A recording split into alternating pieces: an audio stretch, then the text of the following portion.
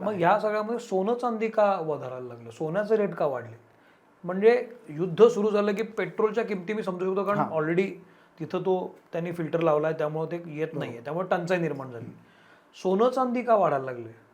आता सोन्या चांदीच्या किमती वाढण्यामागं खूप मोठं राजकारण आहे आणि खूप इंटरेस्टिंग आहे. म्हणजे गेल्या 2 वर्षात भारतामध्ये आणि अन्य ठिकाणी सोन्या चांदीबद्दल अगदी घरोघरी चर्चा व्हायला लागली आहे की अरे सोनं घ्यावं का नाही, विकावं का नाही, किती घ्यावं, काय घ्यावं. कारण किमती वाढतात घेऊन ठेवा किंवा घेतलेलं पटापट विका आणि पैसे करा, हे घरोघरी चर्चा चालू झालेली आहे.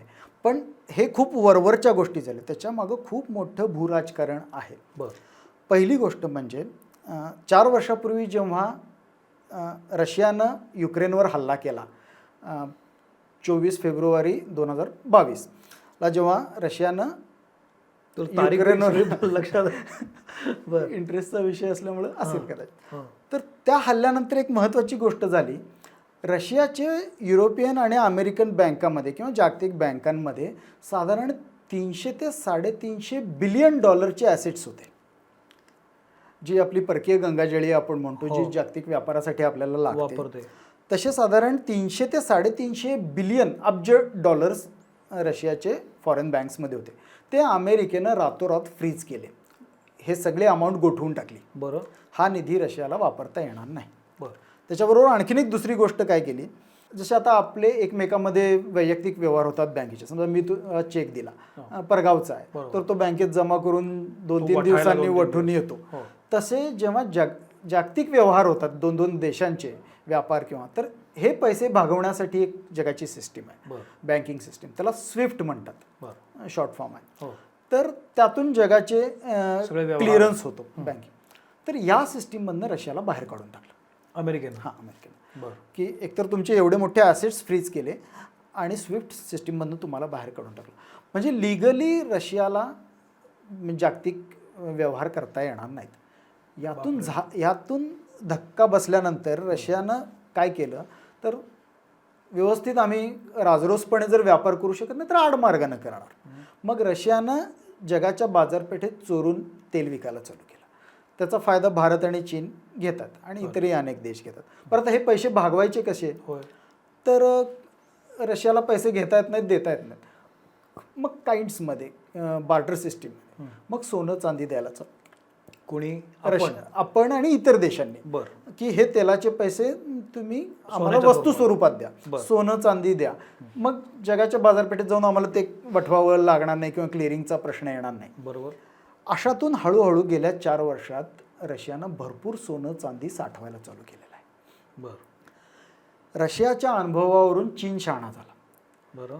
चीन अलर्ट झाला एकदम, की उद्या जर आमचं साऊथ चायना सीच्या निमित्तावरनं किंवा तैवानच्या निमित्तानं युद्ध झालं अमेरिकेसोबत किंवा रिजनल पॉवर्स बरोबर, तर आपल्यावरही ही वेळ येऊ शकते, आपलेही ॲसेट्स फ्रीज केले जाऊ शकतात. म्हणजे पुढच्याच ठेस मागच्या शाणा म्हणतात तसं चीननं धडा घेतला आणि चीननं पण गेल्या 4 वर्षात सोन्या चांदीचा भरपूर साठा करायला चालू केला. त्यांचा धडा घेऊन भारतानंही तेच चालू केलं. भारताचे गोल्ड रिझर्व्ह आता 880 टनापर्यंत गेलेले आहेत. भरपूर सोनं भारतानं पण गोळा केलेलं आहे गेल्या 4 वर्षात.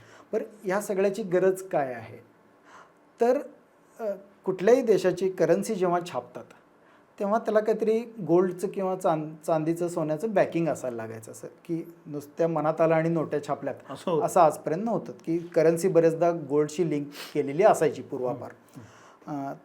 तर त्यासाठी सोनं चांदी लागायचं. सगळ्या देशांना आता रशियाच्या अनुभवावरून धसका घेतलेला आहे आणि त्यांना वाटतं की डॉलरवर काय आता भरोसा ठेवता येणार नाही, अमेरिकेवर भरोसा ठेवता येणार नाही, तर आपण पर्यायी व्यवस्था करून ठेवलेली बरी. म्हणून जगातल्या बऱ्याच देशांनी सोनं चांदी साठवायला चालू केलं आणि त्यातून सोन्या चांदीचा एक तुटवडा निर्माण व्हायला लागला. त्याचबरोबर दुसरी गोष्ट अशी त्या राजकारणामध्ये, की आजपर्यंत जागतिक बाजारपेठेमध्ये अमेरिकेचा डॉलर हा प्रभावी होता किंवा डॉमिनेटिंग होता. 1971 पूर्वी अमेरिकेचा डॉलर देखील सोन्याशी निगडीत होता किंवा जोडलेला होता, त्याला गोल्ड स्टँडर्ड म्हणायचे. अमेरिकेनं 70च्या दशकात ते गोल्ड स्टँडर्ड बंद केलं आणि डॉलर पेट्रोलशी जोडला. की जगातले जे काही पेट्रोलचे व्यवहार होतील ते डॉलरमध्येच होतात. तेव्हा जेव्हा जेव्हा कुठलेही दोन देश पेट्रोल विकतात, खरेदी करतात, तेव्हा त्याचा फायदा अमेरिकी डॉलरला होता. तर ही सिस्टीम आजपर्यंत चालू होती, पेट्रो डॉलर, आणि त्यातून अमेरिका बरीचशी गबर होत गेलेली आहे. आता हळूहळू झाले काय आहे की जगाचं राजकारण बदलायला लागलेलं आहे, जगाची घडी बदलायला लागलेली आहे. जसं मी म्हटलं मगाशी त्याप्रमाणे दुसऱ्या महायुद्धापूर्वी फ्रान्स आणि ब्रिटन महासत्ता होत्या, नंतर अमेरिका आणि सोव्हिएत युनियन झालं. 1991 साली सोव्हिएत युनियनचं विघटन झालं आणि 15 वेगळे देश तयार झाले. त्यानंतर जगामध्ये अमेरिका ही एकमेव ताकद होती, म्हणजे ते युनिपोलर, एक खांबी तंबू असल्यासारखं युनिपोलर वर्ल्ड तयार झालं, एक केंद्री जग म्हणता येईल. त्यानंतर पुढची 20 वर्ष जगात अमेरिकेची अक्षरशः दादागिरी चालू होती, त्यांनी मनमानी केलेली आहे. त्यानंतरच्या काळात दरम्यान काही वर्षात चीनचा महासत्ता म्हणून उदय झालेला आहे. फुटलेला रशिया बऱ्यापैकी सावरून पुन्हा जागतिक राजकारणामध्ये ऍक्टिव्ह झालेला आहे. म्हणजे ह्या तीन, रशिया, अमेरिका आणि चीन, या तीन मोठ्या ताकद. त्याचबरोबर प्रादेशिक पातळीवर बरेचसे देश पुढे आलेले आहेत. भारत आहे, ब्राझील आहे, साऊथ आफ्रिका आहे, इंडोनेशिया आहे, मलेशिया आहे, युरोपमध्ये पोलंड बऱ्यापैकी आता येतो आहे, दोन्ही अमेरिका खंडांमध्ये मेक्सिको बऱ्यापैकी प्रगती करत आहेत. तर हे रिजनल पॉवर्स देखील तयार व्हायला लागले. यातून जग पुन्हा बहुकेंद्री झालं किंवा मल्टीपोलर वर्ल्ड झालं आणि अमेरिकेचा प्रभाव हळूहळू कमी व्हायला लागलेला आहे. तर या सगळ्या देशांनी आता एक मागणी वाढायला लागलेली आहे की आता अमेरिकेची दादागिरी आम्ही कुठवर सहन करायची. प्रत्येक क्षेत्रात, लष्करी क्षेत्रामध्ये आहे, तंत्रज्ञानाच्या क्षेत्रामध्ये, आर्थिक क्षेत्रामध्ये आहे, मनोरंजन क्षेत्रामध्ये, मनोरंजन सगळंच आहे. सगळीकडे. म्हणजे हा अमेरिकेचा डॉमिनन्स किती दिवस सहन करायचा आणि त्याला काहीतरी पर्याय निर्माण केला पाहिजे. म्हणून डॉलरला पर्याय निर्माण करण्यासाठी गेले काही वर्ष प्रयत्न चालू झालेले आहेत. त्याला एक चांगली टर्म आहे, त्याला डी-डॉलरायझेशन म्हणतात.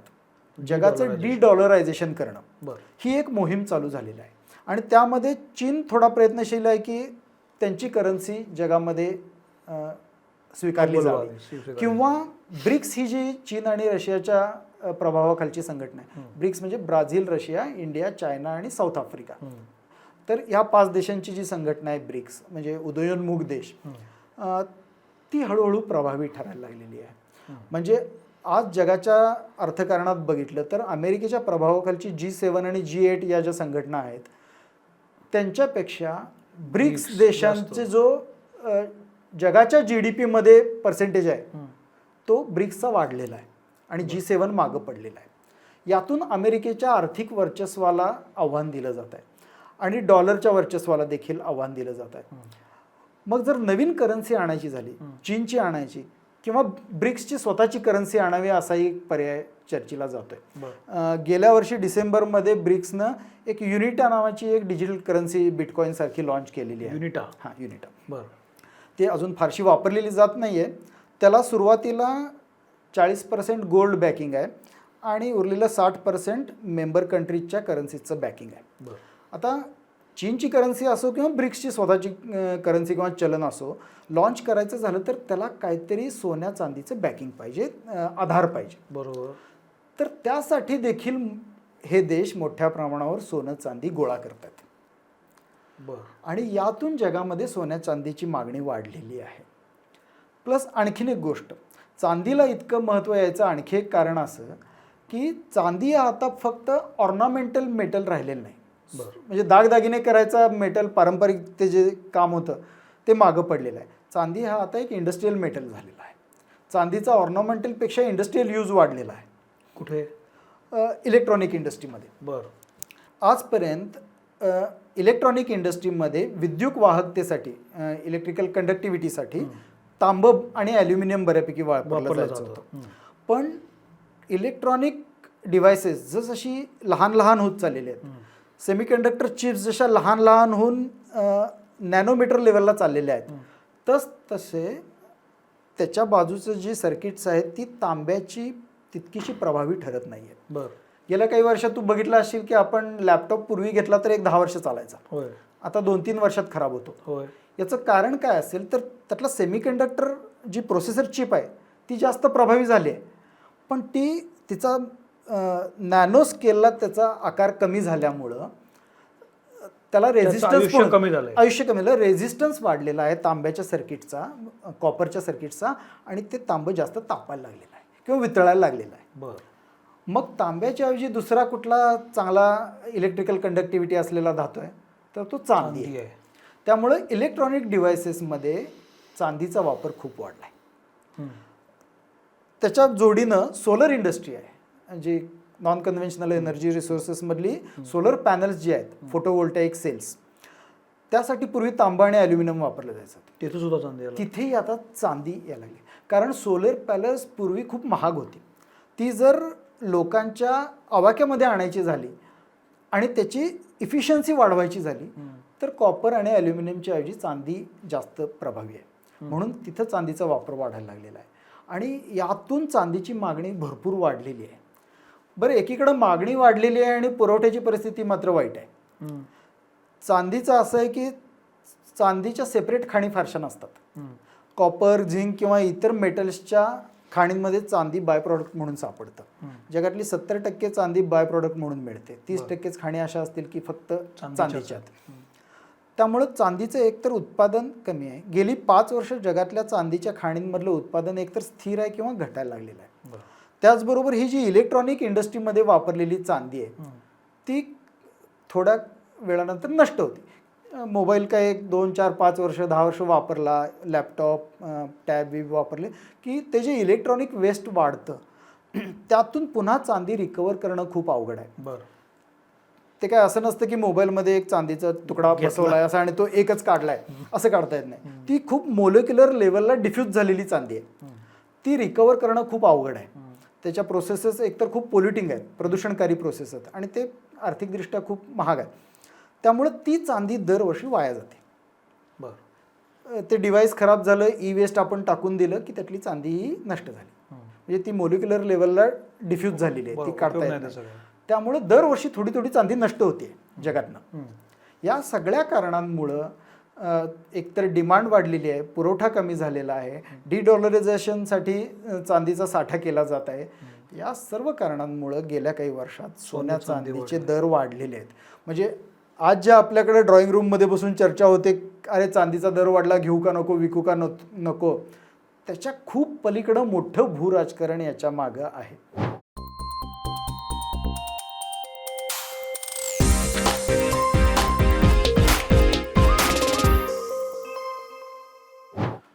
नमस्कार, मी सौमित्र पोटे. मित्रमणेमध्ये तुम्हा सगळ्यांचं स्वागत. एक खूप महत्त्वाचा विषय घेऊन आलोय मी. गेल्या 2-4 दिवसांपासून युद्धाच्या बातम्या येऊन धडकायला लागलेल्या आहेत. आपल्या सगळ्यांना माहिती आहे, अमेरिका इराण युद्ध पेटलंय.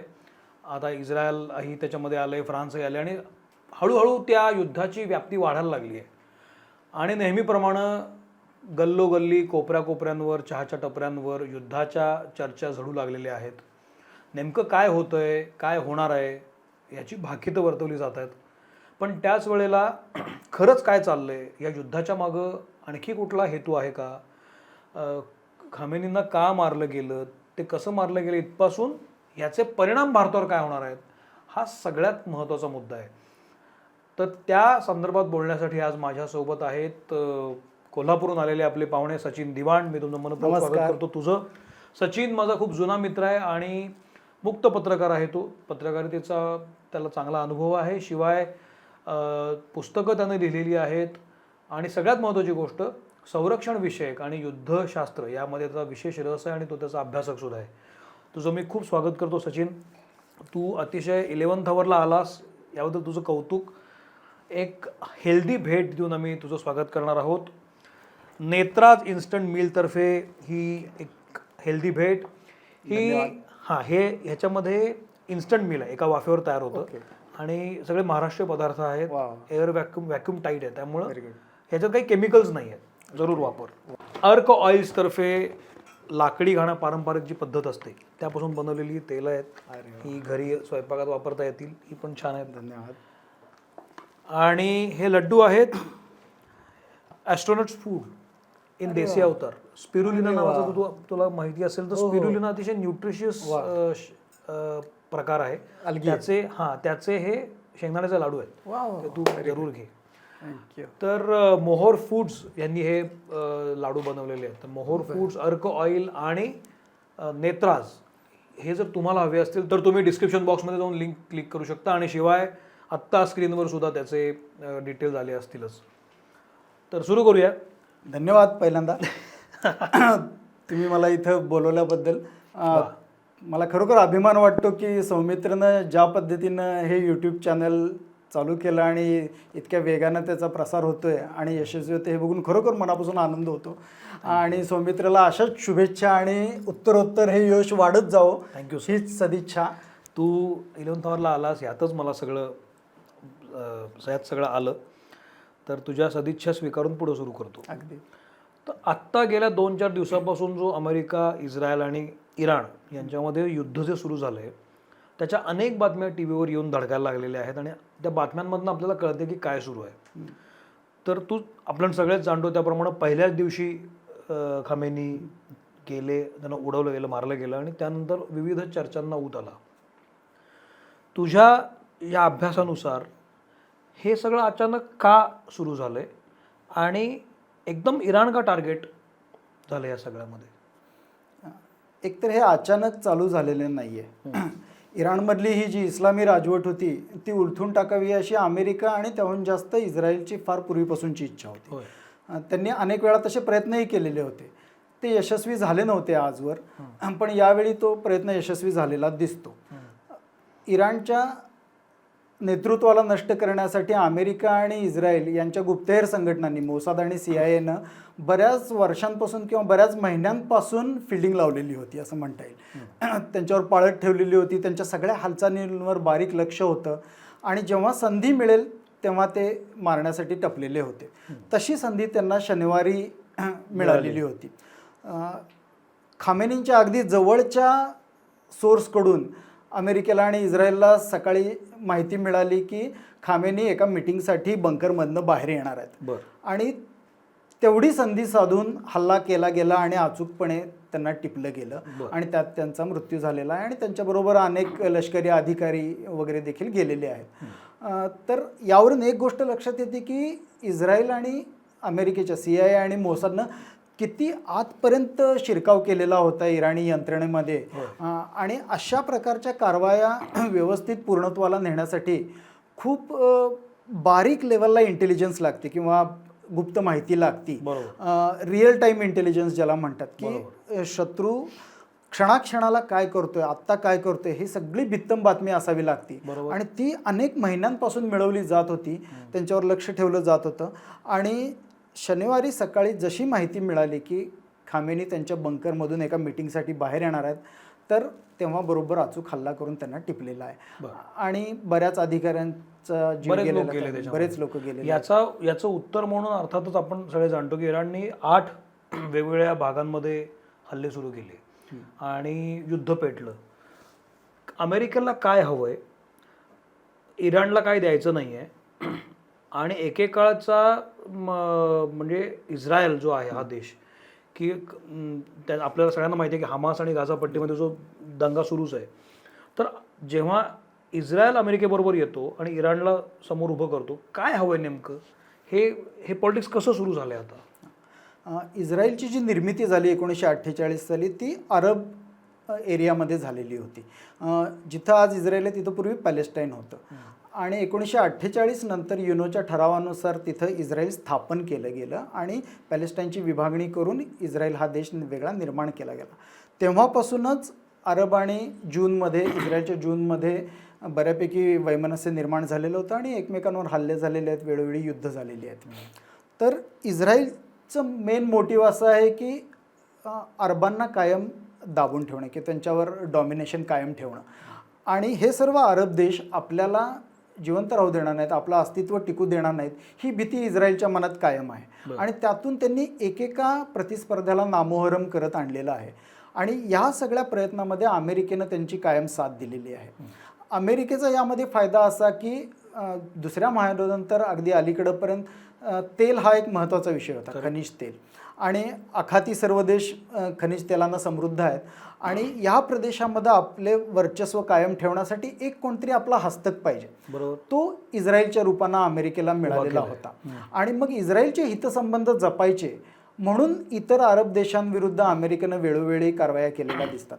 त्याचाच हा एक भाग आहे. या सगळ्यामध्ये मुद्दा येतो की आता युद्ध पेटलंय,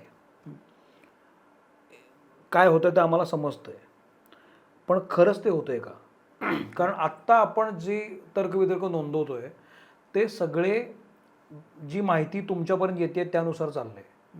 म्हणजे अमेरिका तेच आपल्याला दाखवतंय की जे अमेरिकेला आपल्याला दाखवायचं आहे, म्हणजे जगाला. इराण तेच आपल्याला दाखवायला लागले की जे इराणला आपल्याला दाखवायचं आहे. मग खरंच ते घडतंय काय की दाखवलं काय जातंय? तुझा जो अनुभव आहे तो काय सांगतो?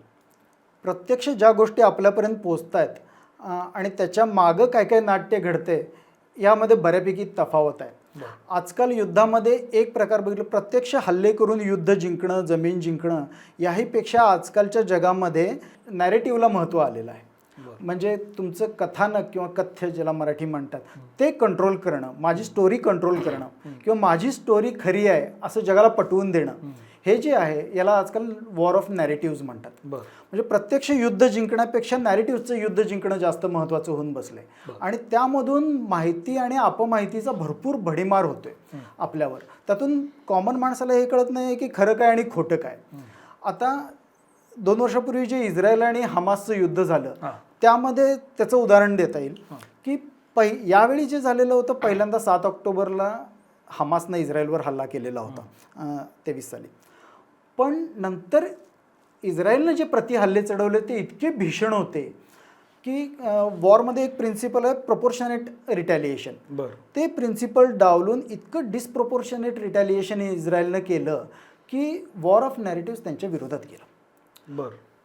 खरं तर सुरुवातीला इतक्या वाईट पद्धतीनं हमासनं हल्ले केलेले होते ते जग सगळं विसरून गेलं आणि जगभरात जे गाझापट्टीतला विध्वंसचे फोटो आणि व्हिडिओज पसरायला लागले त्यातून लोकांना असं वाटायला लागलं की इस्रायलच वाईट आहे. म्हणजे या पर्टिक्युलर केसमध्ये हमासनं जो पाशवीपणा केलेला होता ते लोक विसरून गेले आणि सगळं नॅरेटिव्ह हमासच्या बाजूनं आणि इस्रायलच्या विरोधात वळायला लागलं. तर अशा प्रकारे नॅरेटिव्ह आपल्या बाजूनं सेट करणे याला खूप महत्त्व आहे आणि त्यामध्ये मीडिया खूप महत्त्वाची भूमिका बजावतोय. आणि जागतिक जे मोठे मोठे चॅनल्स आहेत किंवा मीडिया हाऊसेस आहेत ते आजपर्यंत अमेरिका आणि वेस्टर्न वर्ल्डनं कंट्रोल केलेले आहेत. BBC असेल, CNN असतील किंवा अन्य चॅनल्स आहेत. तर त्याला काउंटर करणारी अन्य देशाची चॅनल्स तेवढी प्रभावी नव्हती आजपर्यंत. सध्या मिडल ईस्टचे एक चॅनल म्हणजे अल जझीरा, लादेनमुळेच लोकांना. बरोबर. अदरवाईज त्यांच्या बाजूनं मतं मांडणारे मीडियाच नव्हतं. त्यामुळे दरवेळी वेस्टर्न वर्ल्डचं नॅरेटिव्ह कायम डॉमिनंट राहिलेलं आहे. तर यातून आपल्याला अमेरिकेनं किंवा पाश्चात्य देशांनी कायम आपल्याला हव्या त्या इमेजेस दाखवल्या आहेत, हवी ती नॅरेटिव्ह तयार केलेली आहेत आणि इतरांचं डेमोनायझेशन करणं म्हणजे दैत्यीकरण करणं, समोरचा माणूस कसा राक्षसी वृत्तीचा आहे हे दाखवणं, हा सगळा प्रोपगंडा राबवला जायचा आणि त्यातून समोरच्याला एकदा वाईट ठरवलं की मग लेजिटिमसी मिळते त्याला मारायला. करेक्ट, बरोबर. एकदा हा माणूस राक्षस आहे असा शिक्का बसला की बरं झालं त्याला मार, हा बरं झालं त्याला मार किंवा याला मारलंच पाहिजे होतं, असंच झालं पाहिजे होतं, असं जनमत तयार होतं आणि तुमच्या ज्या काही नैतिक अनैतिक कृत्या तुमच्या कारवाया आहेत त्याला परवानगी मिळते किंवा त्याला एक लेजिटिमसी मिळते. त्यासाठी नॅरेटिव्ह कंट्रोल करणं खूप गरजेचं आहे आणि हे इफेक्टिव्हली आजपर्यंत केलं जात होतं. बरं, याच्यातनं काय घडतं तर इमेज क्रिएट होते त्या देशाची, राष्ट्राची. मग आत्ता जे नॅरेटिव्ह दिसतंय मला की अमेरिकेनं खामेनीला मारलं, खामेनिया कट्टर होता, क्रूर होता, तो लोकांवर अन्याय करत होता असं अमेरिका सांगतं. त्याच वेळेला इराण म्हणतोय की तो आमचा सर्वोच्च हे होता, नेता होता आणि तो गेल्यामुळे ॲक्च्युली किती हजारो लोक रस्त्यावर आले वगैरे वगैरे. तुला काय वाटतं, खामेनीला मारणं हे योग्य आहे का अयोग्य आहे? खामेनी चांगले होते असं अजिबात म्हणता येणार नाही. कट्टर होते, त्यांची राजवट एकदम धार्मिक होती, कट्टर होती, त्यांनी अनेक अन्याय अत्याचार केलेले आहेत, आंदोलनं चिरडून टाकलेली आहे अत्यंत निर्घृणपणे. हे सगळं खरं आहे, यात काही वाद नाही. पण म्हणून त्यांना मारायचा अधिकार अमेरिकेला कोणी दिला ना? त्यांचा तो अंतर्गत प्रश्न आहे. त्या जनतेनं आणि त्या लोकांनी जे काही निर्णय घ्यायचा तो घ्यायला पाहिजे होता. अमेरिकेनं हस्तक्षेप करण्याची काही गरज नव्हती. आणि अमेरिका जे सांगत होतं की इराणकडून इस्रायलला आणि अमेरिकेला डायरेक्ट धोका आहे, तसा प्रॅक्टिकली बघितला तर काही धोका सध्या तरी दिसत नव्हता. अमेरिका आणि पाश्चिमात्य जगाचा किंवा इस्रायलचा एक आक्षेप काय होता की इराणच्या अणु कार्यक्रमावर आक्षेप होता की इराण न्यूक्लिअर रिॲक्टर्स उभे केलेले आहेत, युरेनियम एनरिचमेंट चालू आहे आणि हळूहळू अणुबॉम्ब बनवेल. तर त्याला इराणनं कायम नकार दिलेला होता. इराण हा IAEA इंटरनॅशनल ॲटॉमिक एनर्जी एजन्सीचा मेंबर आहे. त्याचबरोबर न्यूक्लिअर नॉन प्रोलिफरेशन ट्रिटी आण्विक प्रसारबंदी करार त्याचाही तो सदस्य आहे आणि त्यांनी दरवेळी त्याचे नॉर्म्स पाळलेले आहेत. त्याचबरोबर हे जेव्हा मेंबर असता तुम्ही त्यावेळी तुम्हाला अणुबॉम्ब तयार करायची परवानगी नाही, पण न्यूक्लिअर फ्युएल एनरिच करायची परवानगी असते. म्हणजे युरेनियम शुद्ध करणं एका ठराविक लेवलपर्यंत त्याला परवानगी होते आणि ते सेंट्रिफ्युजेसमधून इराण करत होतं. त्यात काही डायरेक्टली चुकीचं नाहीये. हां, त्यातून उद्या बॉम्ब करता येऊ शकतो हे खरं आहे. म्हणजे ते काय अगदी साळसूद होते आणि सोज्वळ होते अशातला भाग नाही. पण तरी देखील वरकरणी पाहता अमेरिकेला डायरेक्ट इराणकडून काही थ्रेट नव्हता. म्हणजे त्यांचा अणुबॉम्ब इतक्या लवकर तयार होणार नाहीये. समजा झाला तर ते टाकण्यासाठी जी डिलिव्हरी मेकॅनिझम लागतं, विमानं किंवा मिसाईल्स लागतात, तर इराणपासून अमेरिकेच्या मुख्य भूमीपर्यंत पोहोचणारे मिसाईल अजून डेव्हलप झाले. इराणची जी काही चांगल्यातली चांगली मिसाईल ती साधारण 2-2.5 हजार किलोमीटरच्या पल्ल्याची आहेत. अमेरिका त्याच्या खूप पलीकडे आहे. त्यामुळं इराणकडून अमेरिकेला डायरेक्ट धोका सध्या काही नव्हता.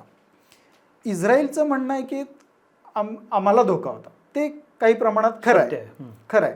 पण त्याच्या उलट इस्रायलनं जे काही एक्सपान्शनिस्ट पॉलिसीज आजपर्यंत राबवलेल्या आहेत तेही त्याला तितकंच कारणीभूत आहे.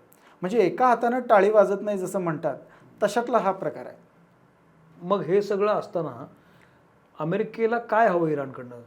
कारण आता ते म्हणतात की खमेनी नंतर जे नवीन नेतृत्व आलं ते चर्चेसाठी तयार आहे असं ट्रम्प म्हणतो. ही काय चर्चा आहे की अमेरिकेचे किंवा इस्रायलचे सगळे रूल्स इराणनं मान्य करावेत हे त्यांचं म्हणणं आहे? मागणी काय काय काय चालू आहे आता? मुख्य कळीचा मुद्दा होता ज्याला बोन ऑफ कंटेन्शन म्हणतात की इराणचा न्यूक्लिअर प्रोग्राम. बरोबर. तर त्यामध्ये अडचणीचा मुद्दा काय होता की इराणचं युरेनियम एनरिचमेंट. बरोबर. इराणनं युरेनियम एनरिचमेंट जे युरेनियम शुद्धीकरण चालवलेलं होतं ते साधारण 60% युरेनियम एनरिच करत आणलेलं होतं. न्यूक्लिअर बॉम्बसाठी वेपनसाठी साधारण 90% जास्त किंवा 90-95% वर शुद्ध युरेनियम लागतं. तर हळूहळू ते त्या लेवलपर्यंत येतील अशी शंका यांना वाटत होती. आणि एकदा त्या लेवलचं युरेनियम एनरिचमेंट झालं की बॉम्ब बनवू शकतील. आणि एकदा बॉम्ब बनवला की इस्रायलचं डॉमिनन्स कमी होणार, आखातामधला कमी होईल. ही खरी भीती होती इस्रायलला, डायरेक्ट अमेरिकेला नाही. आणि इस्रायलनं अमेरिकेला भरीस पाडले की आम्हाला असा असा धोका आहे, आमच्या अस्तित्वाला धोका आहे आणि तुम्ही मदतीला या आणि हा धोक्याचं निराकरण करा. हा महत्त्वाचा मुद्दा आहे. आता ह्या प्रश्नावरून बरीच वर्ष वाटाघाटी चालू होते. 2015 साली इराणबरोबर अमेरिका आणि 5 युरोपीय देशांचा आण्विक करार पण झालेला होता. त्यात बऱ्याचशा अटी इराणनं मान्य केलेल्या होत्या. पण अमेरिकेचं असं म्हणणं होतं की नाही, इराण एकीकडे असं दाखवते की आम्ही सगळं मान्य करतो, आपल्या पाठीमागे त्यांचं युरेनियम एनरिचमेंट चालू आहे, बॉम्ब बनवण्याचे प्रयत्न चालू आहेत आणि इराण आम्हाला फसवतोय. हा मुख्य अमेरिकेचा आरोप होता. आणि त्यासाठी 2017-18च्या दरम्यान ट्रम्प जेव्हा 2016 साली आले त्यानंतर 2 वर्षात ट्रम्पनी या करारातनं एकतर्फी माघार घेतली. इराणचं म्हणणं होतं आम्ही सगळ्या गोष्टी नीट पाळतोय, तुमचं म्हणणं पाळतोय आणि एकतर्फी तुम्ही करारातनं माघार घेता हे चुकीचं आहे. त्या वाटाघाटी मोडल्यानंतर अलीकडच्या गेल्या 2-3 वर्षात पुन्हा वाटाघाटी चालू झाल्या इतर देशांच्या, कतार आणि इतर देशांच्या मध्यस्थीनं. सध्या हल्ला झाला त्यावेळी देखील जिनिवामध्ये वाटाघाटी चालू होत्या आणि इराण बऱ्याचशा गोष्टींना तयार होतं. तरी देखील इस्रायलचा आग्रह असा होता की इराणवर विश्वास ठेवता येत नाही आणि आपण त्यांचं खच्चीकरण केलंच पाहिजे. एकदा त्यांच्या हातात बॉम्ब आला की आम्ही काही करू शकणार नाही, त्याच्या आधी त्यांचं खच्चीकरण केलं पाहिजे. आणि इस्रायलच्या हट्टापायी अमेरिकेला हा हल्ला करायला लागला. मग या सगळ्यामध्ये 2 महत्त्वाचे मुद्दे मला वाटतात विचारावेसे. एक, हा हल्ला करण्यापूर्वी अमेरिकेनं WHO म्हणून माघार घेतली आणि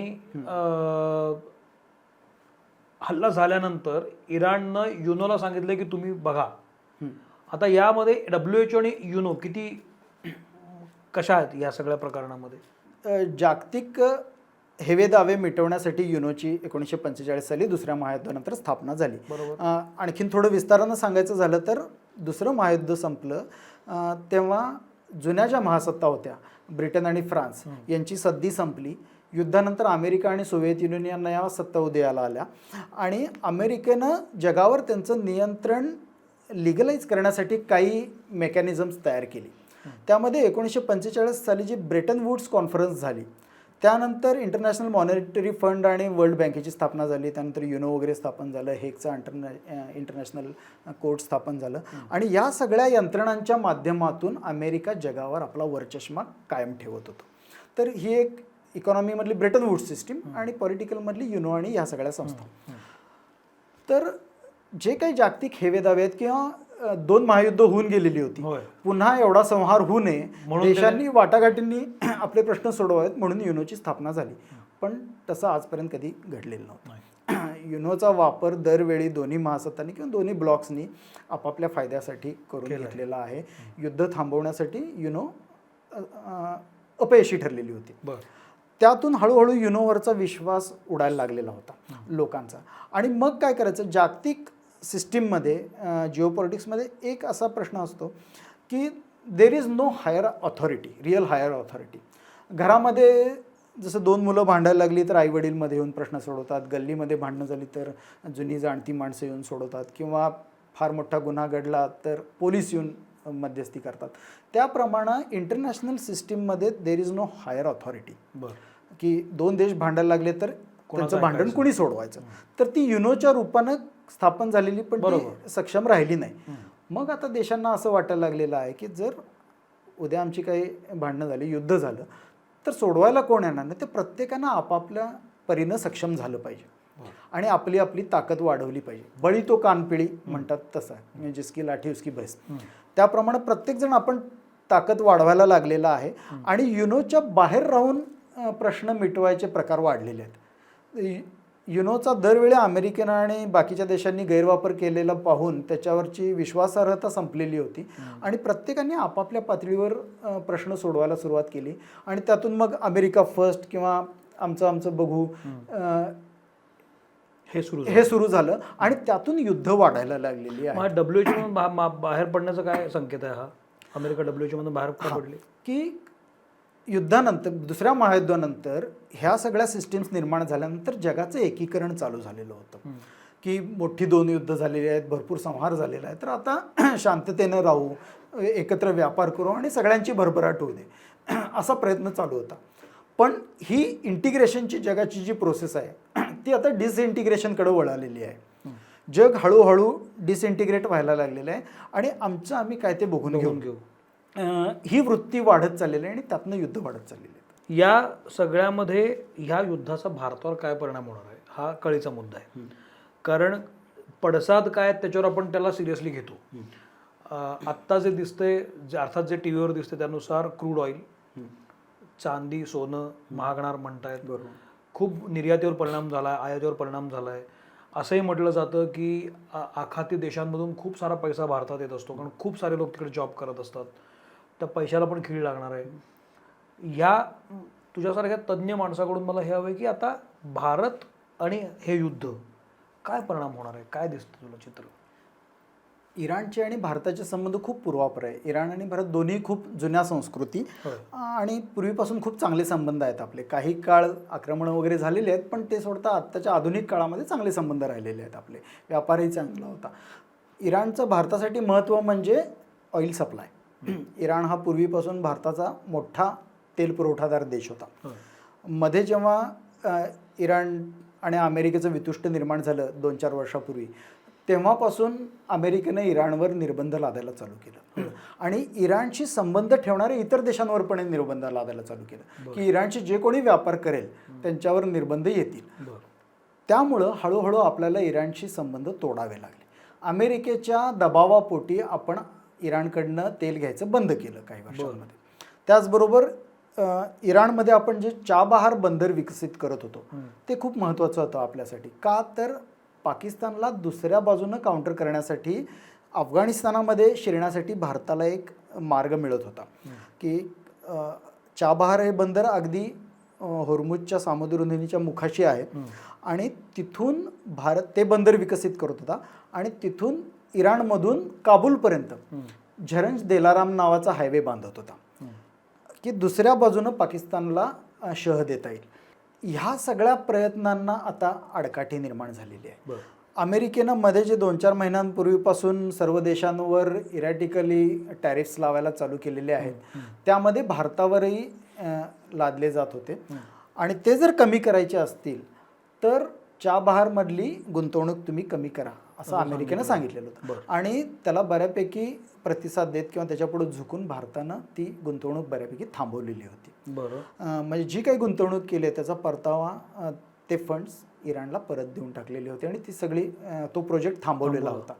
तर हे एक महत्त्वाचं 2 नुकसान आपल्याला झालेलं आहे. त्याचबरोबर भारतानं एक खूप महत्त्वाकांक्षी प्रकल्प राबवायचं ठरवलेलं होतं. चीनचा जसा बेल्ट अँड रोड इनिशिएटिव्ह प्रकल्प आहे जगामधला महत्त्वाकांक्षी त्यांच्या अध्यक्ष शी जिनपिंग यांचा, तसा भारत एक पर्यायी मार्ग युरोपमध्ये जाण्याचा विकसित करत होता. त्याला international north south transport corridor म्हणायचे. तर तो कसा मुंबई बंदरापासून चाबहार बंदरापर्यंत सागरी वाहतूक, तिथून इराण आणि मध्य एशिया मार्गे मॉस्को आणि तिथून युरोपमध्ये रस्त्याच्या मार्गानं जायचं, असा हा सगळा कॉरिडॉर भारत विकसित करत होता. त्यानं झालं काय असतं की आफ्रिकेला वळसा घालून किंवा सुएझच्या कॅनॉलमधून भूमध्य समुद्रातून जे आपण युरोपला जातो त्याच्या निम्म्या अंतरामध्ये किंवा निम्म्या खर्चामध्ये ही वाहतूक होऊ शकते. त्यासाठी हा आपण international north south transport corridor विकसित करत होतो. सुरुवातीला तो कॉरिडॉर चाबहारच्या ऐवजी इस्रायलच्या हैफा बंदरामधून जाणार होता. पण 2 वर्षापूर्वी जे हमास आणि इस्रायलचं युद्ध चालू झालं त्यामुळं तो सर्व भाग अस्थिर झाला आणि हैफा बंदर तेवढं सुरक्षित राहिलं नाही. मग पर्याय होता चाबहार बंदरातून. पण आता इराणचा प्रश्न चिघळल्यामुळं तिथूनही वाहतूक करणं सध्या अवघड आहे. प्लस होर्मुजची सामुद्रधुनी आता बंद केलेली आहे. त्यामुळे हे 2-3 महत्त्वाचे धोके किंवा ड्रॉबॅक्स या युद्धामुळे इंडियाला झालेले आहेत. एक तर तेल खरेदी अमेरिकेच्या प्रभावाखाली बंद झाली. चाबहार प्रकल्प पण बारगळला. हे जे तू सांगतोस हे या युद्धामुळे झालंय की हे आधीच झालंय? आधीपासून चालू आहे. म्हणजे ह्याचं जे बिल्डअप चालू होतं त्यामध्ये हे सगळं झालेलं आहे. पण हे झाल्यामुळं त्याचा डायरेक्ट इम्पॅक्ट भारतीय जनमानसावर होत नव्हता का? होत होता? होतोय. कसं सांगतो की हा कॉरिडॉर जर विकसित झाला असता तर भारताचा माल युरोपमध्ये जवळपास निम्म्या किमतीला पोचला असता. म्हणजे युरोपियन मार्केटमध्ये आपल्या वस्तू खूप कॉम्पिटिटिव्ह झाल्या असत्या. ते थांबलं किंवा युरोपमधनं जी काय आपण आयात करतोय ती निम्म्या खर्चात झाली असती. हा डायरेक्ट कस्टमरला जो बेनिफिट पास ऑन होणार होता तो थांबला.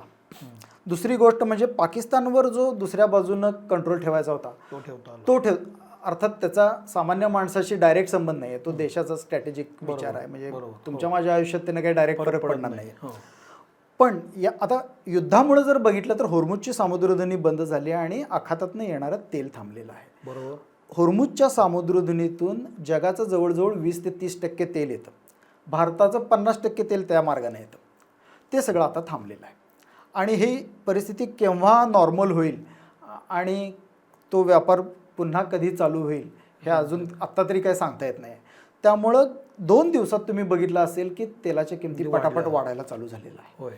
तर एकदा तेलाच्या किमती वाढल्या की त्याच्यावर आधारित सगळी इकॉनॉमी बिघडत जाते आणि सगळ्या कमॉडिटीच्या प्राइसेस वाढत जातात. तर ते आपल्याला आता दिसायला लागेल. पण मग असं व्हायला लागल्यानंतर या तेलावर जे अवलंबून देश आहेत ते काही एकत्रित उपाय किंवा चर्चा किंवा काही दबाव तंत्र इस्रायल अमेरिकेवर आणू शकतात की नाही? तो ऑलरेडी चालू झालेला आहे. ओपेक आणि बाकीच्या संघटनांनी विचार करायला चालू केलेला आहे. लवकरात लवकर हा प्रश्न कसा थांबवता येईल किंवा याच्यावर तोडगा काढता येईल हे प्रयत्न चालू आहे. पण ते सध्या तरी काही लगेच दिसत नाही. त्यामुळं खूप मोठे स्टेक्स गुंतलेले आहेत या सर्वांमध्ये. आता हा भारताचा संबंध असा झाला. प्लस भारतातून बासमती तांदळाची भरपूर निर्यात इराणला होते. चहाची निर्यात होते, कॉफीची निर्यात होते, इंजिनिअरिंग गुड्स जातात. इराणमधून भारताला केमिकल इंडस्ट्रीमधले रॉ मटेरियल बरेचसे यायचे. खतं आणि रसायनं तयार करण्यासाठीचं रॉ मटेरियल बरंचसं इराणमधनं यायचं. हे सगळं आता थांबलेलं आहे.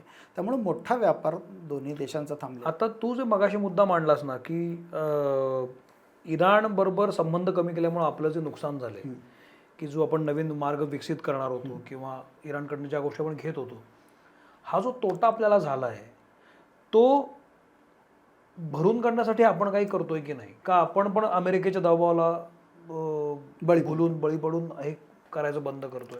मग त्या अर्थानं इस्रायल पण आपला शत्रू असायला पाहिजे, पण इस्रायल बरोबर आपले चांगले संबंध आहेत. मग 2 दिवसापूर्वी पंतप्रधान तिकडे जाऊन आले. हो, हे कसं बघतोस? तर हे बॅलन्सिंग खूप अवघड आहे. म्हणजे भारताला सध्या खूप तारेवरची कसरत आहे. म्हणजे इंडिया इज वॉकिंग टाईट रोप. ही सगळी कसरत करणं खूप अवघड आहे आणि ते बॅलन्सिंग ॲक्ट बऱ्यापैकी भारत करतोय. ती तारेवरची कसरत जमवण्याशिवाय आपल्याला पर्याय नाही. कारण एकतर या जगाच्या सर्व राजकारणामध्ये जर तुम्हाला काहीतरी ॲक्टिव्ह रोल प्ले करायचा असेल तर तुमची एकतर अंतर्गत घडी पहिल्यांदा नीट असणं गरजेचं आहे आणि तुम्ही महत्त्वाच्या क्षेत्रांमध्ये स्वयंपूर्ण असला पाहिजे. त्यामध्ये शेती आपण एवढ्या वर्षात केलेली आहे. इंडस्ट्रियल डेव्हलपमेंटमध्ये आपण बऱ्यापैकी प्रगती केली असली तरी पूर्णपणे स्वयंपूर्ण झालेलं नाही तंत्रज्ञानाच्या क्षेत्रात. आर्थिक क्षेत्रामध्ये देखील पूर्णपणे आपण सक्षम नाही आहे. लष्करी क्षेत्रामध्ये पण आपण अजूनही बऱ्यापैकी परदेशांवर अवलंबून आहेत शस्त्रास्त्रांसाठी. असं असताना तुमचं इंडिपेंडंट से काय आहे जगाच्या मार्केटमध्ये, हे खूप अवघड गणित आपल्याला करावं लागत आहे. म्हणजे एकीकडं आखाती देशांवर आपण तेलासाठी अवलंबून आहोत, इस्रायलवर शस्त्रांसाठी अवलंबून आहोत, रशियावर शस्त्रास्त्रांसाठी अवलंबून आहोत, अमेरिकेमध्ये भारताचे एवढे नागरिक आहेत आणि तिथून इतका पैसा भारतात येतो, किंवा गल्फ कंट्रीजमध्ये देखील भरपूर भारतीय, लाखोच्या संख्येनं भारतीय आहेत. अगदी घरोघरी कोणी ना कोणतरी एकतर गल्फमध्ये किंवा अमेरिकेत आहे. आणि त्यांच्याकडून जो पैसा पुन्हा भारतात पाठवला जातो त्याला फॉरेन रेमिटन्सेस म्हणतात. तर हे फॉरेन रेमिटन्सेस खूप मोठे भारतात येतात आणि ती इकॉनॉमी सगळी एफेक्ट झालेली आहे. बरं, कुणाची एकाची बाजू घ्यावी तर खूप अवघड आहे. म्हणजे याला धरलं आणि याला सोडलं शक्य नाही आहे. त्यामुळे हे खूप अवघड बॅलन्सिंग ॲक्ट भारताला सध्या करावं लागतं. हे सगळं सुरू असताना एकाच वेळेला अफगाणिस्तान आणि पाकिस्तानचं पण युद्ध सुरू झालंय. तो वेगळाच प्रकार सुरू झाला. प्लस आपण आता आपली भौगोलिक परिस्थिती जी आहे, इकडं चीन आहे, तिकडं पाकिस्तान आहे, इकडं बांगलादेश आहे, सगळं धगधगतच आहे. मग त्याचे परिणाम इथे होणार आहेत का, यांच्या या असोसिएशनवर होणार आहे? नक्की होणार आहेत. जगामध्ये आता जग सगळं इतकं इंटरकनेक्टेड आहेत की कुठल्याही कोपऱ्यात काही झालं तरी कशा ना कशा स्वरूपात त्याचे परिणाम आपल्यावर होतात.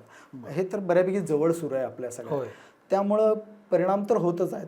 म्हणजे पहिलं सांगितलं तर एकतर तेलाचा पुरवठा सध्या खंडित झाला आणि त्याच्या किमती वाढायला लागलेल्या आहेत. भारतीय नागरिकांची सुरक्षितता हा एक महत्त्वाचा मुद्दा पुढे यायला लागलेला आहे. सध्या ते सर्व सुरक्षित आहेत आणि आवश्यक ते प्रयत्न चालू आहेत.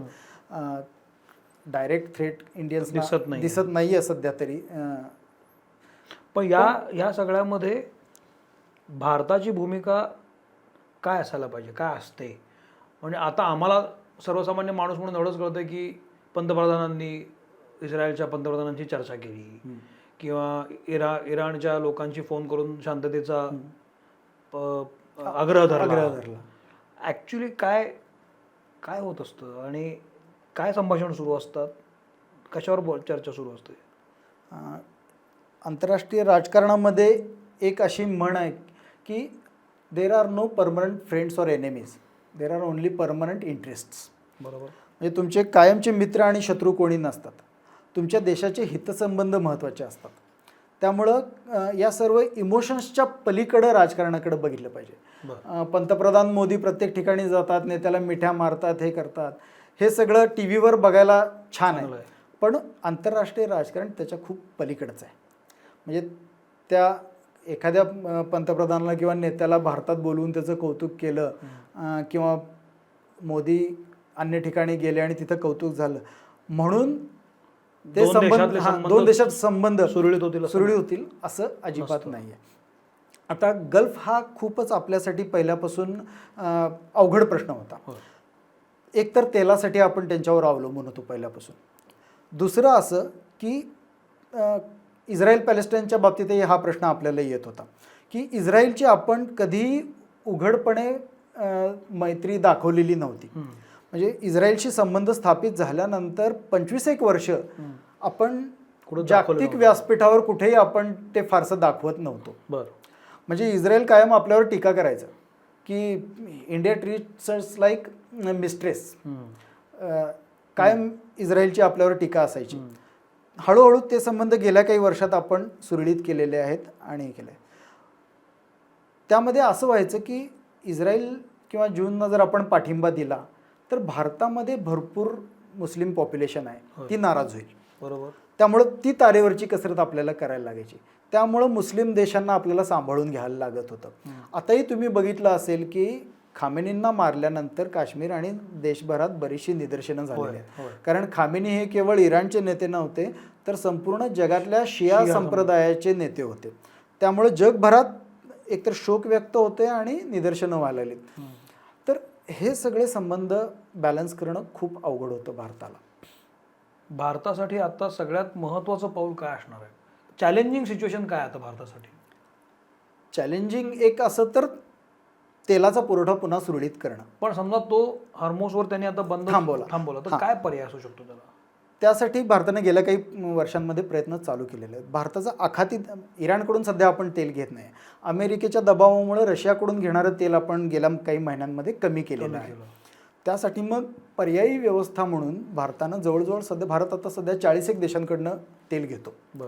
हे जे डायव्हर्सिफिकेशन भारतानं चालवलं आहे ते वाढवणं हे एक महत्त्वाचं चॅलेंज आहे की मग जगाच्या इतर कानाकोपऱ्यातून तेलाचा अव्याहत पुरवठा चालू ठेवणं. मग यासाठी भारताचं 50% तेल आखाती प्रदेशातनं आणि होर्मुझमधनं येत होतं आता. मग ते बंद झाल्यानंतर एकतर इंडोनेशियासारखे काही देश आहेत, त्यानंतर आफ्रिकन देश आहेत, नायजेरिया आहे किंवा इतर देश आहेत त्यांच्याकडून घेत आहोत. साऊथ अमेरिकेतले देश आहेत त्यांच्याकडून घेत आहोत. रशियाचं पुन्हा आता वाढवता येऊ शकेल आपल्याला.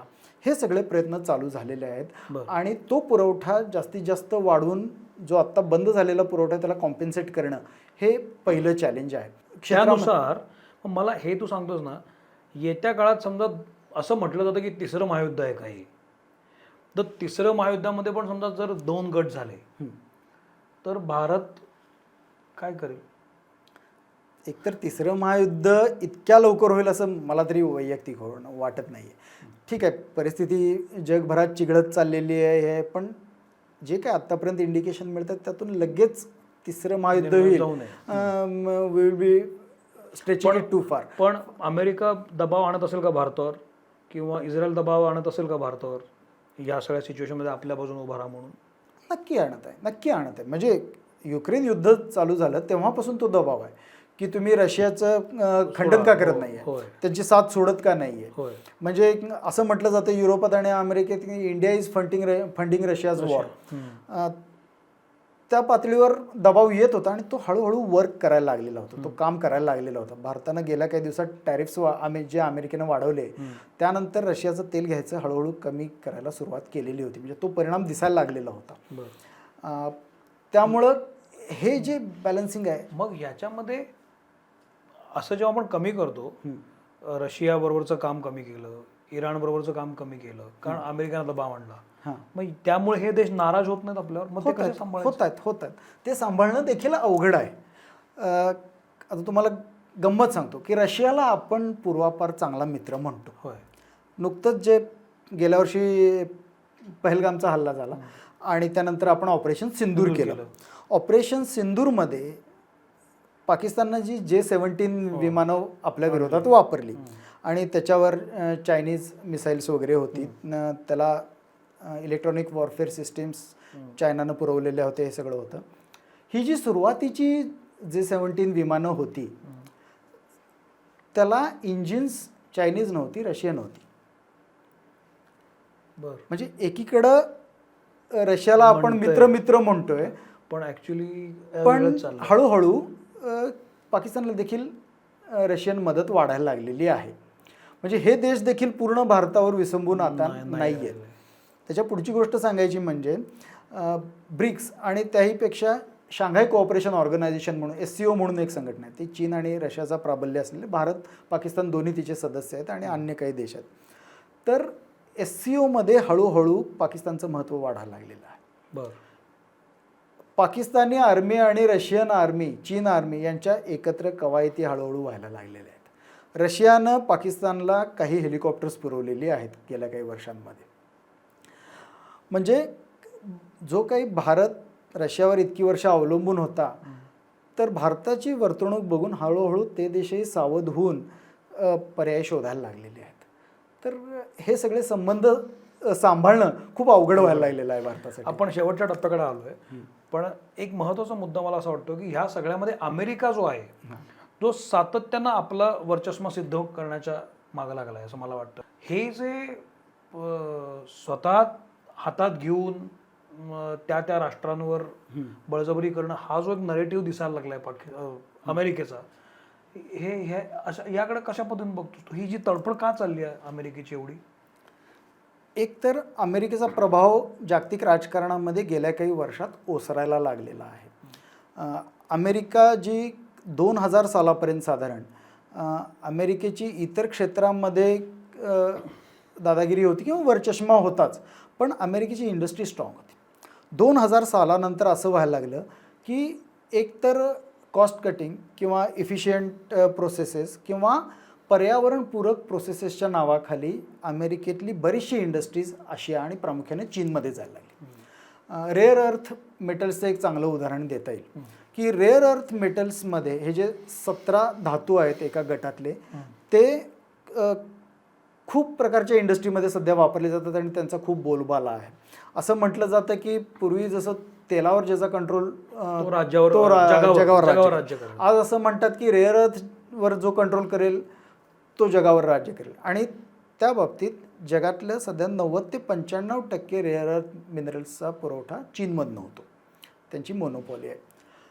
2000 सालापर्यंत ही मोनोपॉली अमेरिकेकडे होती. पण रेअर अर्थ मिनरल्सच्या बाबतीत असं आहे की त्यांची जी शुद्धीकरण प्रक्रिया आहेत त्या खूप प्रदूषणकारी आहेत, पोल्युटिंग प्रोसेस आहेत. त्यामुळं 2000 नंतर अमेरिकेनं काय केलं की ह्या सगळ्या प्रक्रिया चीनमध्ये शिफ्ट केल्या. आणि आज अशी परिस्थिती झालेली आहे की अमेरिकेत रेअर अर्थ मिनरल्सचे साठे भरपूर आहेत, पण बरेचसे देश आता काय करतात, आपल्या खाणीतनं ते काढतात आणि शुद्धीकरणासाठी चीनमध्ये पाठवून देतात. प्लस चीनकडे स्वतःचे भरपूर साठे आहेत.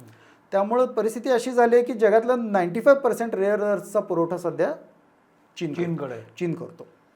ह्या सगळ्या ज्या इंडस्ट्रीज कमी झाल्या अमेरिकेतल्या गेल्या 20 वर्षात, त्याचबरोबर आणखीन एका क्षेत्रामध्ये अमेरिका मागं पडलेला आहे, शिपिंग इंडस्ट्री. जगातली जी काय मालवाहू जहाजं आहेत आत्ता, त्यातली 60% मालवाहू जहाजं एकट्या चीनची आहेत. म्हणजे व्यापारासाठी सगळे देश, भारतसुद्धा चीनवर खूप अवलंबून आहे. म्हणजे आमचा माल इकडून इकडे न्यायचा आहे तर जहाजं चीनची वापरली जातात. तो डॉमिनन्स भरपूर आहे. तर ह्या सगळ्या इंडस्ट्रीज ज्या चीनमध्ये शिफ्ट झाल्या आणि ते लिव्हरेज चीननं असं वापरलं आहे आणि त्याचं वेपनायझेशन केलेलं आहे, त्यातून अमेरिकेची तडफड वाढलेली आहे की आपला कंट्रोल हळूहळू सगळीकडे कमी झालेला, आपली इंडस्ट्री कमी झालेली आहे, आपला इंडस्ट्रीयल प्रभाव कमी झाला. तर तो परत मिळवणं हा ट्रम्प यांचा महत्त्वाचा नारा आहे. मेक अमेरिका ग्रेट अगेन, ते जे आहे ते त्यातून आलेलं आहे. आणि ते प्रयत्न करण्याच्या नादामध्ये हे असे काहीतरी इरॅटिक डिसिजन्स ते घ्यायला लागलेले आहेत. त्यानं ती परिस्थिती रिस्टोर होणार नाही आहे. ट्रम्प यांच्या विरोधात अमेरिकेतही नाराजी भरपूर आहे, पण ट्रम्प यांना वाटते की कदाचित या सगळ्या प्रयत्नातून मी ते करीन. बरं, ट्रम्प जे आत्ता काय काम जे काय करतायत जागतिक पटलावर आणि स्वतःचा देश म्हणून, ट्रम्प योग्य करतात का आत्ता चुकतंय, काय वाटतं? केवळ अमेरिकेचा विचार केला तर एका दृष्टीनं ठीक आहे की अमेरिकेच्या राष्ट्राध्यक्षांना त्यांच्या देशाचा विचार करणं हे बरोबर आहे, पण त्यांचं मोटिव्ह कदाचित चांगला असेल, पण त्याचे मार्ग स्वीकारतात ते चुकीचे आहेत. फटाफट काही मनाला येईल तसे टॅरिफ्स लावणं, हे करणं, यातून काही अमेरिकेची शक्ती पुन्हा येणार नाहीये. उलट अमेरिका जास्त शत्रूच निर्माण करायला लागलेला आहे. जर खरंच करायचं असेल त्यांना प्रयत्न, अमेरिकन इंडस्ट्री रिवाईव्ह करायची असेल, तर त्यासाठी तज्ज्ञ म्हणतात की जवळजवळ 10 वर्ष तरी लागतील. म्हणजे झालं असं मध्ये की 4-5 महिन्यापूर्वी जेव्हा ट्रम्पनी सगळ्या देशांवर कसेही टॅरिफ्स लावायला चालू केले, तेव्हा चीनवर 250% टॅरिफ नेलेले होते. चीननं काय केलं, रेअर अर्थचा पुरवठा थांबवला. ट्रम्पना लगेच माघार घेऊन नंतर धोरण घ्यायला लागलं आणि टॅरिफ्स कमी करायला लागले. त्यानंतर अमेरिकेनं असं ठरवलं की ठीक आहे, आता रेअर अर्थच्या बाबतीत आपण पुन्हा स्वयंपूर्ण व्हायचं आणि आपली इंडस्ट्री पुन्हा रिव्हाइव्ह करायची. ते प्रयत्न चालू झालेले आहेत, जगभर चालू झालेले आहेत. पण ती इंडस्ट्री अमेरिकेत पुन्हा रिव्हाइव्ह करण्यासाठी किमान 1 दशक लागेल. ओके. तर हे जे मूलभूत पावलं उचलली पाहिजे. मला सांग, या सगळ्यामध्ये आफ्रिकन देशांचा काय उल्लेख होत नाहीये. त्या देशांचं सध्या काय चाललंय, आणि गल्फमध्ये इराण आणि UAE यांचे परस्पर संबंध पण असणार आहेत. त्या संबंधांवर काय परिणाम होतो आता? खूप चांगला विषय काढलास. आफ्रिकन आमचे एडिटर प्रशांत चाळक यांनी हा प्रश्न विचारलेला आहे, तर त्यांचा विशेष इंटरेस्ट असल्यामुळे त्याचं उत्तर द्या. प्रशांत, खूप महत्त्वाचा मुद्दा उपस्थित केला आहे तुम्ही. आफ्रिकन देशांचं महत्त्व यापुढं खूप वाढत जाणार आहे. म्हणजे जगाच्या राजकारणामध्ये जी काही शिफ्ट येते, त्यातले 2 महत्त्वाचे पॉईंट्स मी तुम्हाला सांगतो. आजपर्यंत फारसं कोणाचं तिकडं लक्ष गेलेलं नाही. मराठी माध्यमांनी हा प्रश्न अजूनही उचललेला नाही. होतंय असं की आजपर्यंत जगाचं राजकारण तेल ज्या देशांमध्ये आहेत त्यांच्या भोवती केंद्रित होतं. पण आता तेलापेक्षा महत्त्वाचे रिसोर्सेस हळूहळू पुढे यायला लागलेले आहेत. लिथियम आहे, रेअर अर्थ मिनरल्स आहे, सोनं चांदी तर होतं, कोबाल्ट आहे, बाकीचे मिनरल्स आहेत. तर आफ्रिका ही खूप मिनरल रिच कॉन्टिनेंट आहे. त्यामुळं आफ्रिकेला खूप महत्त्व यायला लागलेलं आहे. म्हणजे जगाच्या राजकारणाचं शिफ्ट आता 2 ठिकाणी होणार आहे. त्यात एक आफ्रिका आहे. आफ्रिकेचा कुठला भाग, आफ्रिकेचा खंड जर पूर्ण बघितला नकाशात, तर वरचा बराचसा उत्तरेचा जो प्रदेश आहे तो सहारा वाळवंटाचा आहे. त्याच्या खाली जो सगळा आफ्रिका राहतो त्याला सब सहारन आफ्रिका म्हणतात. तो बराचसा समृद्ध आणि हिरवागार वगैरे चांगला आहे. ह्या दोन्ही पट्ट्यांचा मधला जो पट्टा आहे, म्हणजे सहाराचं वाळवंट जिथं संपतं त्याच्या दक्षिणेकडचा एक मोठा पट्टा, अख्खी आफ्रिका, पश्चिमेकडून पूर्वेकडे, म्हणजे अटलांटिक महासागराकडून इकडे अरबी महासागरापर्यंत, हा जो पट्टा आहे त्याला सहेल रिजन म्हणतात. सहेल. तर त्या सहेल रिजनमध्ये जे काही देश आहेत ते खूप रिसोर्स रिच देश आहेत. पण त्यांना गरिबीचा शाप आहे, अंतर्गत बंडाळ्यांचा शाप आहे, आणि तिथं खूप मोठ्या उलाढाली सध्या होतात. तर जगाच्या राजकारणामध्ये हा सहेल रिजन खूप महत्त्वाची भूमिका आता बजावणार आहे. कारण का, तर तिथले रिसोर्सेस, सोनं आहे, चांदी आहे, कोबाल्ट आहे, तांबं आहे, हिरे आहेत, हे सर्व रिसोर्सेस तिथं मुबलक प्रमाणात. आणि मगाशी मी जे सांगितलं तुम्हाला, डॉलरायझेशनची मोहीम चालू झालेली आहे. त्यासाठी जे सोनं आणि बाकीच्या गोष्टी गोळा केल्या जात आहेत ते सगळं सोनं इथून येते. रशियाचा एक वॅगनर ग्रुप म्हणून आहे, माहिती आहे. तर हा जो वॅगनर ग्रुप आहे तो या अख्ख्या आफ्रिकेमध्ये ॲक्टिव्ह आहे. आणि ती पुतीनची खाजगी सेना असल्यासारखं आहे म्हणतात. यांचं काम काय आहे, तर या सर्व देशांमधनं सोनं, हिरे आणि बाकीचे मिनरल्स स्मगल करून रशियात आणायचं.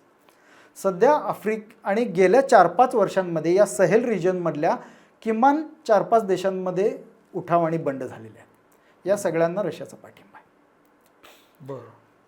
आणि आफ्रिकेतून विमानं भरभरून सोनं रशियात येते. हे स्मगल करून आणलेलं अवैध सोनं आहे, हिरे आहेत, कोबाल्ट आहे, बाकीचे मिनरल्स आहेत. मेनली सोनं UAE मधनं रशियात येतं. UAE मध्ये किंवा सौदीमध्ये जे गोल्ड सुक्स म्हणतात, ते जे गोल्ड मार्केट आहेत सौदीमधले आणि UAE मधले, तिथं हे सोनं आणून वितळवलं जातं.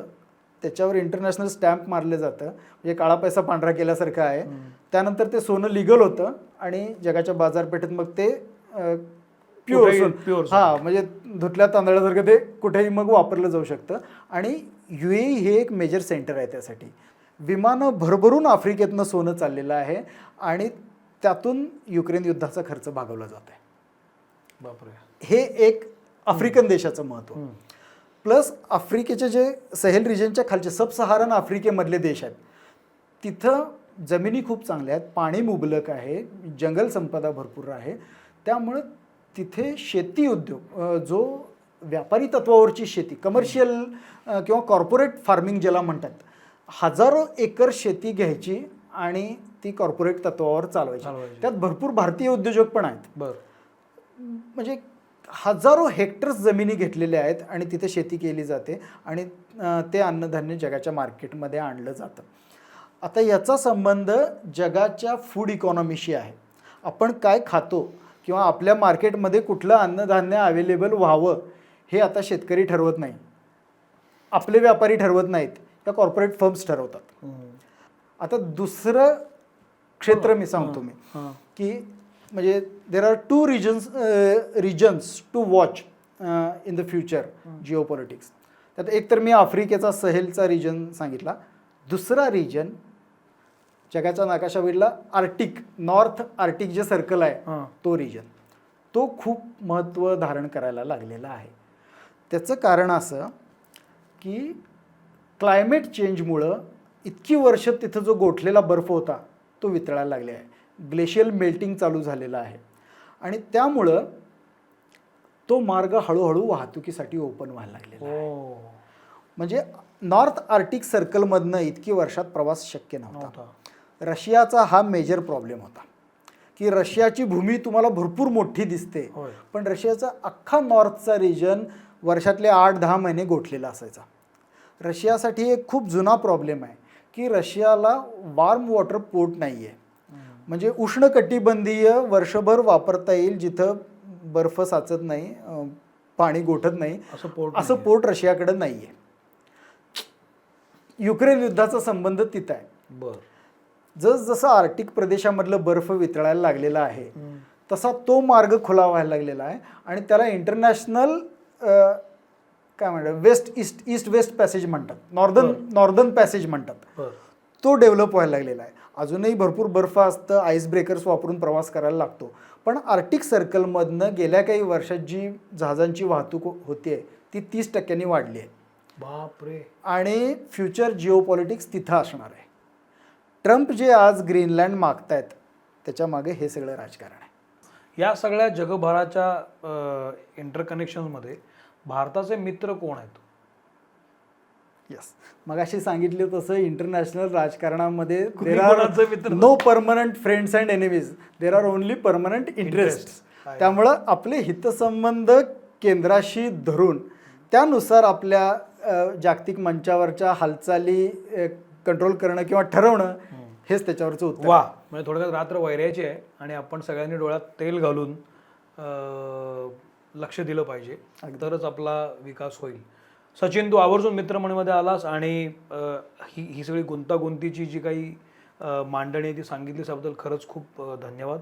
कारण या निमित्तानं मलाही अनेक गोष्टी कळल्या. मला खात्री आहे की मित्रमंडळीच्या प्रेक्षकांना सुद्धा खूप चित्र क्लिअर झालं असेल. तर तुझे आभार. हा एपिसोड कसा वाटला मला जरूर सांगा.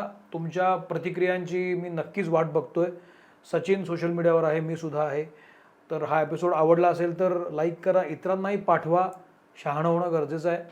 तर आमचं ब्रीदवाक्य आहे की चांगली मोठं जोडली जाणं महत्त्वाचं. आज सचिन आपल्याशी जोडला गेलाय. थांबतो. जोडण्यासाठी आणखीन एक माध्यम आहे. हे गेल्या वर्षी माझं प्रकाशित झालेलं अफगाणिस्तानवरचं पुस्तक आहे, अफगाणिस्तान साम्राज्यांची दफनभूमी. तर अफगाणिस्तानच्या संबंधित जे काही जिओ पॉलिटिक्स आणि हिस्ट्री ती सगळी यामध्ये आहे. तर ती भेट मी तुम्हाला आवर्जून देत आहे. नक्की वाचा, नक्की आपल्याला आवडेल अशी अपेक्षा करतो. Thank you very much. इथं थांबतो. भले ते घडो. थँक्यू सचिन. धन्यवाद. It's my pleasure to be here.